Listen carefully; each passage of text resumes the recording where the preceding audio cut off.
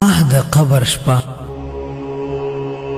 محترم سامعینو، دا داسې شپه ده چې انسان له خپل اولاد، مور، پلار، دوستانو، ملګرو د هر څه څخه جدا شي. په وحشت او تنهایی کې د اول ځل لپاره شپه تیروي چې هلته نه خندا، نه استراحت، نه خوب شته. محترم ورونو، تا کله د همدغې وحشتناکې شپې تصور کړی؟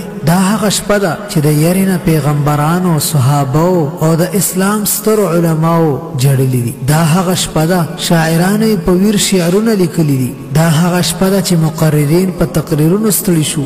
دا هغه شپه ده چې تصور او سوچ د نړۍ هر څه هیروي. انسان په فکرونو او سوچونو کې لاهو کی، د ژوند خوږې شیبې ترخې کی. ای رونو، دا خو د قیامت تر ورځې پورې ستا کور دی.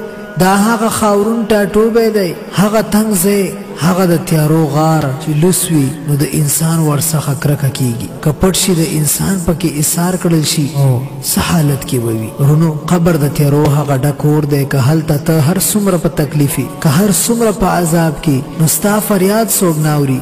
دوستان او ملګري به دې نه وي چې تا سره مرسته وکړي. مور او پلار به دې نه وي چې زړونه ورباندې درد وکړي. مخکې له دې چې قبر ته لاړ شي، پورا چمتوالی ونیسه. ځکه الله سوره مومنون کې فرمایي حتی اذا جاء احدهم الموت قال رب ارجعون. ترجمه یې ده تر دې پورې چې کله له دوی نه کوم یو ته مرګ راشي نو به وایي ای زما ربه، ما هغې دنیا ته بیرته ولېږه چې زه ورنه راغلی. آیا موږ کله هم دا تصور کړی چې کله موږ په قبر کې د بیرته تګ غوښتنه وکړو او راته وویل شي نه نه هېڅکله بیرته نشي تللی؟ اوس توبهګار شوې، اوس په ګناهونو پښیمان شوې، اوس د نیکو عملونو په ارمان شوې. همهغه ژوند ستا چانس و، تا خپل چانس د خپل لاسه ورکړ. هغه کومه ګناه وه چې تا په خپل ژوند کې ونه کړه؟ آیا ته یوازې د خوب، خوراک، څښاک لپاره پیدا وي؟ هغه ته نه وي چې له نصیحت څخه به تنګېدلې او زما بندګي دې پرېښودې وه او د خپل نفس د غوښتنو پابند جوړ شوی وي؟ آیا تا ته معلومه نه وه چې په همدغه ورځ به ته د ژوند د هرې شیبې جواب ورکې؟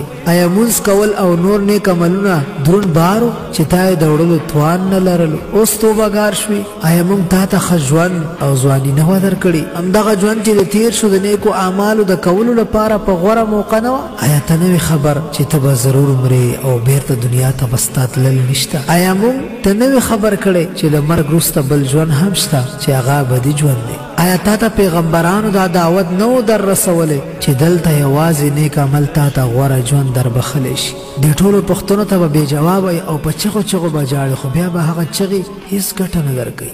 زما وروره، د مرګ استازی له تا څخه اجازه نه غواړي. هغه ته باچا، ګدا، امیر، فقیر، ځوان، بوډا بې تفاوته دي. د چا مراعات نه کوي، د چا کورنۍ مجبوریتونو ته پام نه نیسي. چې نصیب وي هغه رانیسي. د مرګ استازی باچاهان له قصرونو څخه راباسي، فقیران له جونګړو څخه، تنکي ماشومان د میندو د غېږو څخه، هغه ځوانان چې نوي ودونه یې کړي وي له پالنګونو څخه، او ناروغان د روغتونونو څخه. د مرګ په هیڅ چا زړه نه سوځي. مرګ د چا پروا نه کوي. مرګ تل توره په لاس کې بې رحمۍ سره د هر چا غاړې غوڅوي. وروره، راځه چې د ژوند په دغو پاتې شیبو کې د قبر د اولې شپې د تیارو د رڼا کولو دپاره یو شمع ولګو. که فکر وکړو نو په دوکانونو او کاروبارونو ځایونو کې او د خلکو په کورونو کې مو د ښه ژوند لپاره د سپینې رڼا قیمتي ګروپونه لګولي دي. که د نیکو عملونو یو شمع په همدغه تنګ غار قبر کې چې تکه توره ترګمي به وي ولګو، آیا ښه به نه؟ قبر کې هلته ملګري، خپلوان، دوستان نشته. یوازې ملګری چې ورته سخته اړتیا وي هغه نیک عمل دی. نو بیا ولې په ژوند کې همدغه ملګری نه تلاش کوو؟ وروره، هدیره کې تا ته مال او دولت نه پکارېږي. هلته خان او غریب په یو خاورین بستر پراته دي. دا ځواني او دا مستی به مو تل نه وي. یو ورځ ضرور مرګ راتلونکی دی. راځئ چې نیک عملونه زیات کړو، بیا به هغه ورځ ډېر ارمانونه کوو په کومه ورځ چې مو په موږ تورې خاورې انبار شي.